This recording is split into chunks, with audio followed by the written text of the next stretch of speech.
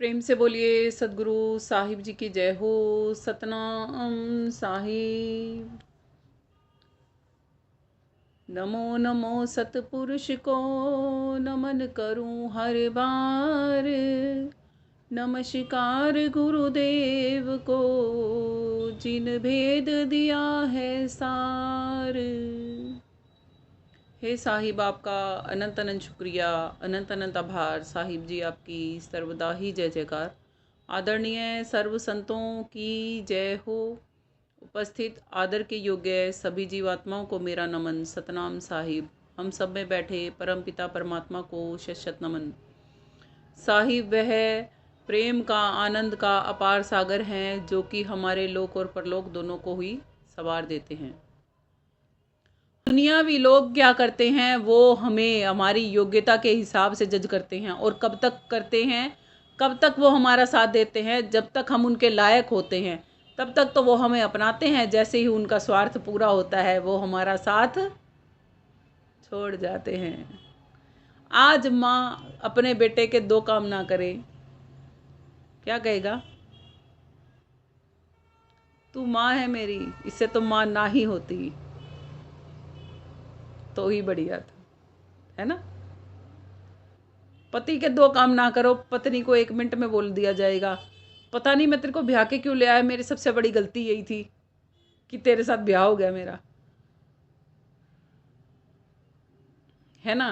पत्नी का कोई काम पति ना करे तो पत्नी कहेगी मेरे तो कर्म में फूट गए, यो इधर आ था मत्थे मेरे। कहाँ गया वो प्रेम, है ना, स्वार्थ पे टिका हुआ। ये आपको स्वार्थ की बातें बताई जा रही हैं, ये नहीं है, ये हर घर की बातें हैं कि केवल स्वार्थ पे रिश्ते कैसे टिके हैं। आपको ये समझाने की कोशिश की जा रही है। दो काम बेटी के मत करो, वो क्या ताने मारेगी कि ले मैं तो अपने ससुराल में ही ठीक हूं, यहाँ तो मैके में आ जाओ तब भी मेरे तो कोई काम नहीं बनते। ससुराल में ना बनेंगे, मेरे तो माँ का घर बढ़िया था, पता नहीं मैं यहाँ क्यों आ गई। कहाँ है? जहां हमारी इच्छाएं, हमारे स्वार्थ सिद्धि हो रही है ना, हमें केवल मात्र वो जगह अच्छी लगती है, वही लोग अच्छे लगते हैं, बाकी कोई हमें अच्छा नहीं लगता। ये ही विडंबना है। और साहिब को हम जैसे भी है ना वैसे ही अच्छे लगते हैं। साहिब कहते हैं कोई बात नहीं, तुम स्वार्थी हो ना, मुझे स्वार्थी भी पसंद हो। साहिब कहते हैं तुम निकम्मे हो, मुझे निकम्मे भी पसंद हो। एक बार साहिब की तरफ निगाह उठा के कहो कि हे साहिब मैंने बहुत गुनाह किए हैं, वो कहेगा कोई बात नहीं, मैं बख्शनहार हूं। कह कर तो देखो, ना बख्शे तो कहना, क्योंकि वो है ही बख्शनहार।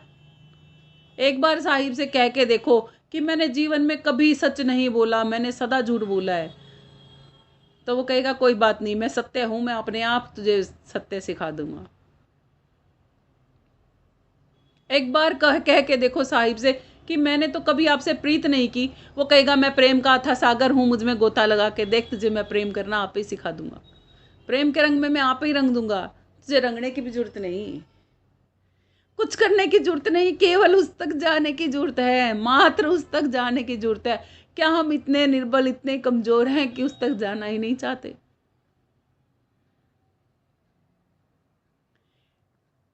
एक बार एक डाकू था, उसने तमाम जीवन है ना पाप ही पाप किए थे भाई। जब डाकू था तो पाप कर्म ही की अधिकता रही होगी जीवन में।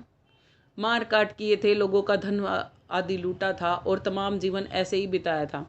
अंत समय आने में अभी कुछ समय बाकी था और किसी ने, जैसे डाकू कभी खेमे होते हैं ना पूरे के पूरे, किसी ने उसे कह दिया सरदार अब आपका क्या होगा। अब डाकू बड़ा सोचने लगा, पूरा जीवन सामने घूम गया कि भाई तमाम जीवन कुछ अच्छा नहीं किया, अब मेरा क्या होगा।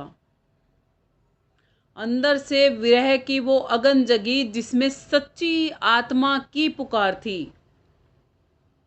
जैसे तो साहिब से ही बात करनी थी, इतनी पीड़ा और इतने विरह से भर के उसने अपनी सच्ची आत्मा से साहिब को पुकार के कहा कि हे साहिब, मुझे कुछ नहीं आता था और मुझे कुछ आज भी नहीं आता। हे साहिब, बस तू ही तू है, बस तू ही तू है, सब तू ही तू है। और ये कहते कहते ही उसके अंदर साहिब की वो गर्जना शुरू हुई, वो विरह और वो प्रेम शुरू हुआ कि जिसने उसके सारे जीवन के उस बोझ को, जो वो पाप कर्म उसने किए थे, उसके बोझ को धो दिया। उसे संतों का संग मिला, सत्संगी संगति मिली, सेवा मिली, सुमिरन मिला, साधना मिली, भजन करने का अवसर मिला और उसका वो जीवन ही निहाल हो गया। और वो ही सच्ची साहिब की शरण थी जिसमें वो सदा सर्वदा के लिए फिर लीन हो गया। देख लो, अब हमारा नंबर है, हमारी बारी है। हमने अपने साथ क्या करना है, उसकी तैयारी भी हमारी सबकी अपनी अपनी ही है। क्या करना चाहते हैं वो तो हम पे ही डिपेंड है। शरण आए जो साहिब की उसका कटा है भार, शरण आए जो साहिब की उसका कट जा भार, जैसा हो जन्म से कर दें भव से पार। जन्म भर से है ना हम ऐसे, जैसा हो जन्म से कर दें भव से पार। दोष न देखते साहिब केवल करते प्रीत, दोष न देखते साहिब केवल करते प्रीत, सच्ची शरण जो आ गया मिटा दें उसकी उल्टी रीत। उल्टी रीत क्या है, हमारी दुनिया की तरफ भाग रहे हैं ना। हमारी उल्टी रीतियों को केवल साहिब मिटा सकते हैं। क्यों मिटा सकते हैं और कब मिटा सकते हैं? साहिब मिटा इसलिए सकते हैं क्योंकि वो दयालु हैं। और मिटाते कब हैं? जब मन मेरा कर साहिब से प्रीति। जब मेरा मन, जब हम सबका मन साहिब से प्रीत करता है तब मिटाते हैं। आगे साहिब कहते हैं, सुंदर देह देखी मत भूलो, जैसे तिरण पर सीती। ये तन कैसा है जिसको सुंदर काया को देखकर हम भूल करते हैं ना, ये ऐसा है जैसे अभी सर्द मौसम चल रहा है ना, सुबह सुबह बाहर निकलो, पत्तों पे घास पे नरम नरम सी बूंदे, हल्की हल्की सी ना वो ओस की बूंदे, बड़ी सुहावनी और बड़ा मनमोहक दृश्य लगता है वो। बड़ी मतलब मन को लुभाती है वो अवस्था। जब अगर आपने कभी देखा हो ना, कभी आप चाहो तो देख सकते हो, अपने घर में छोटी सी बगिया हो आपके, वहां पर भी देख सकते हो, खेत खलियानों में भी देख सकते हो। ओस की हल्की हल्की सी बूंदें होती हैं, वो पत्तों पर ऐसे पड़ी होती हैं कि धूप निकलती है ना हल्की सी, तो वो बूंदें टपक से टपक जाती है नीचे। वो मंजर कितना अच्छा लग रहा होता है ना देखने से। समझो वो हम हैं, वो बूंद जो उस पत्ते पर पड़ी है ना, अब सोचो कि वो हम हैं। टपका लागा गिरी गया, कछु ना आया हाथ। ये तन कच्चा कुम था, लिए फिरे था साथ। कैसा है ये तन? इतना कच्चा है जैसे वो ओस की बूंदें उस घास पर या उन पत्तों पर थी। कहते हैं ये काया हमारी कैसी है? ये काया हमारी तीरण पर सींचती है जैसे वैसी है कि जैसे घास पर ओस की बूंदें जमी होती हैं और सुबह होते ही वो झड़ जाती हैं, धूप पड़ते ही झड़ जाती हैं। बिल्कुल वैसे ही सुबह हमारा चेहरा ना, हम नहा धो के चमका के एन फर्स्ट क्लास रहते हैं, दोपहर होते तक काम करते हैं तो चेहरा आईने में देखते हैं तो फिर से मुरझाया मुरझाया हो जाता है। सुबह जब दर्पण में चेहरा देखकर लोग घर से बाहर निकलते हैं, शाम को आते हैं, उस दर्पण में जब अपने आप को देखते हैं तो वही चेहरा थका हुआ और लटका हुआ हो जाता है। ये तो एक दिन का हाल है बयां है ना। हर रोज करते हैं ना ये काम, शाम तक कैसे हो जाते हैं, निढाल हो जाते हैं। शक्ल की तरफ ध्यान ही नहीं होता कि हाँ सुबह इसको पूरा अच्छी तरह लिपा पुताई करी थी, नहा धो के साबुन मल के, तेल साबुन लोशन वोशन पता नहीं क्या क्या लगा के इसको सजाया सवारा था। शाम तक तो इसकी सिट्टी पिट्टी गुल हो जाती है ना। रूप ना टिके क्षण चार, रूप देख मत मन रीझे, नाम बिना सब रूप हैं, चमके रेत के कण जैसे। जैसे रेगिस्तान में रेत के कण चमकते हैं ना, ऐसे ही समझो हमारा रूप कुछ देर के लिए चमकता है, फिर छुप जाता है, क्योंकि ये देही भी छुप जाएगी। आगे साहिब कहते हैं, कच्ची देही आखिर गिर पड़ी है, जो बालू की भीती। रेत की दीवार को कितना भी क्यों ना सजा लो, एक दिन वो पानी लगते ही ढह जाती है। अगर खाली सूखी रेत की दीवार बना दो, उसमें सीमेंट ना मिलाओ, तो वो कितनी देर खड़ी रहेगी? नहीं खड़ी रहेगी ना, पानी लगते ही गिरेगी। तो ऐसे ही बताते हैं कि ये हमारी देही भी रेत की दीवार की भांति है। एक बार एक राजा ने बहुत बड़ा महल बनाया, क्योंकि वो महल केवल मात्र मिट्टी का था, और भूकंप जरा सा आते ही क्या हुआ, वो ढेर हो गया, सब मिट्टी हो गया।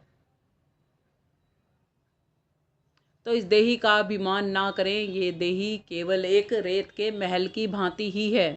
बिल्कुल कैसे?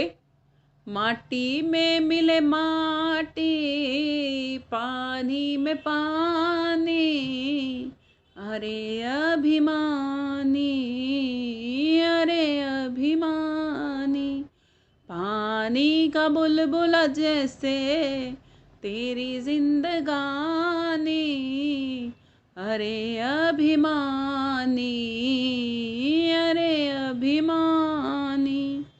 कच्ची देही का मान क्यों, कब गिर जाए ठोर, साहिब का घर पक्का है, वहां न धरते पोड़। ये कच्ची देही है ना माटी की, पता नहीं कब गिर जाएगी, कब कौन से ठोर पड़ेगी जाके। जो साहिब का घर पक्का है, वहां क्यों नहीं पाँव की पोड़ रखते वहां से गिरोगे नहीं ना, फिर पक्के में चले जाओगे। कच्ची देही को छोड़कर पक्की देही में जब समा जाओगे ना, तब समझ में आएंगी ये चीज़ें। उससे पहले शायद समझना बड़ा मुश्किल सा लगता है। यह तन रेत की भीति है, श्वास हवा के साथ, नाम बिना जो भरोसा करे, वह मूर्ख अज्ञात। कि हमारा तन जो है ना रेत की भांति है, एक भीति है, भीति मतलब दीवार है।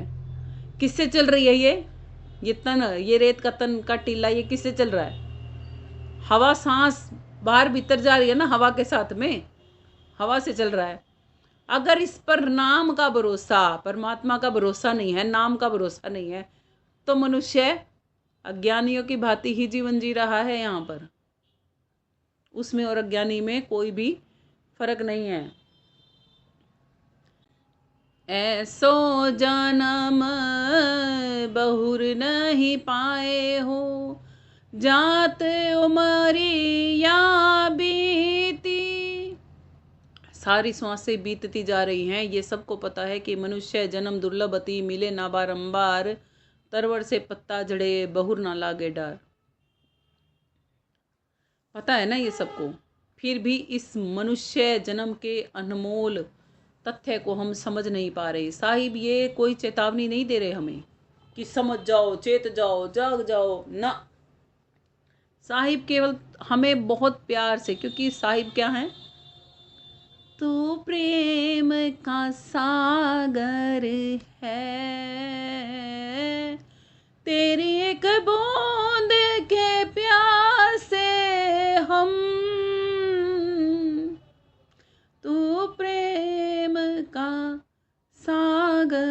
है, वो प्रेम का सागर है ना। तो फिर वो हमें चेतावनी क्यों देंगे? वो बहुत करुणा से, बहुत दया से, बहुत प्यार से हमें समझाते हैं कि समझो ना, हमें ये मनुष्य का तन बार बार नहीं मिलेगा, बार बार वो अवसर नहीं मिलेगा कि प्रभु परमात्मा की प्राप्ति हम कर पाए।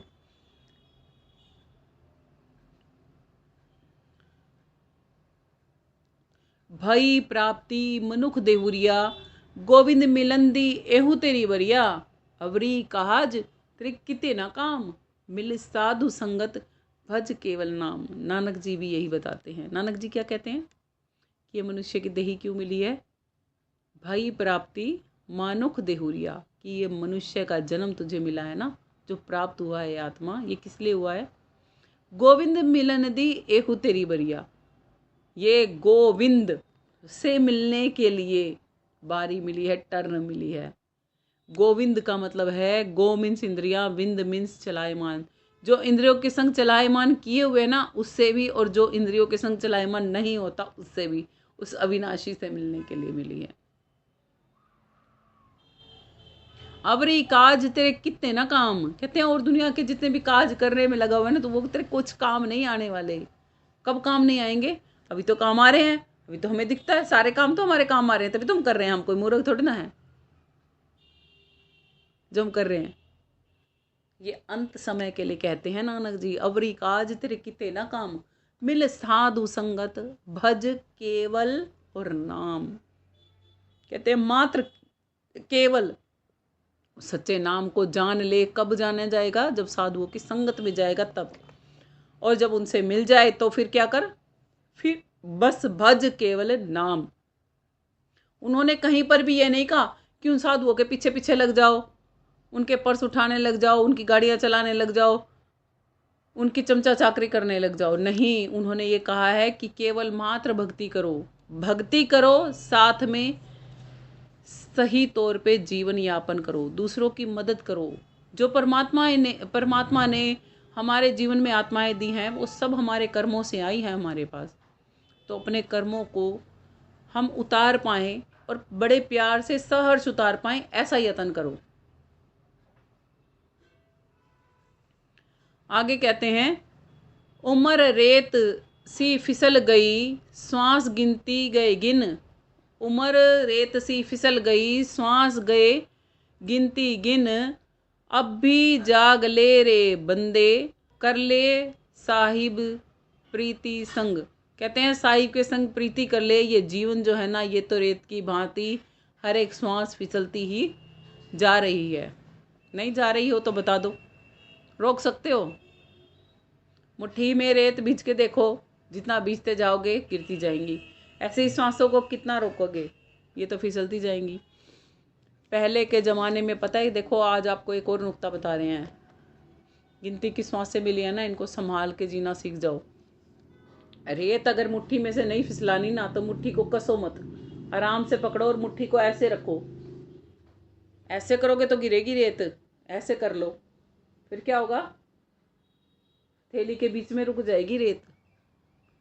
पहले के जो योगी जन होते थे ना, वो इतनी अच्छी तरीके से योग साधनाएं करते थे कि प्राण शक्ति को खर्चते ही नहीं थे, ज़्यादा श्वासों को खर्चते नहीं थे, ना ज़्यादा श्वासें खर्चते थे तो ना ज़्यादा वेस्ट होती थी। अब जब ज़्यादा यूज ही नहीं करेंगे तो लंबे समय तक जिएंगे। ये भी जीने का एक तरीका है। और हर श्वास पे जितनी श्वासें नहीं भी लेते थे ना, बीच में वो जो ब्लैंक टाइम होता था ना, उसमें वो प्रभु से जुड़े रहते थे, तो वहाँ से एनर्जी और मिलती रहती थी। ये लॉन्ग लाइफ टाइम जीने का बेस्ट तरीका है, और इससे हम बहुत अच्छी तरह रह सकते हैं। शरीर भी स्वस्थ रख सकते हैं, मन भी स्वस्थ रख सकते हैं, और लंबा समय जीवन यापन भी कर सकते हैं। कितने फ़ायदे हैं एक छोटे से नुक्ते से।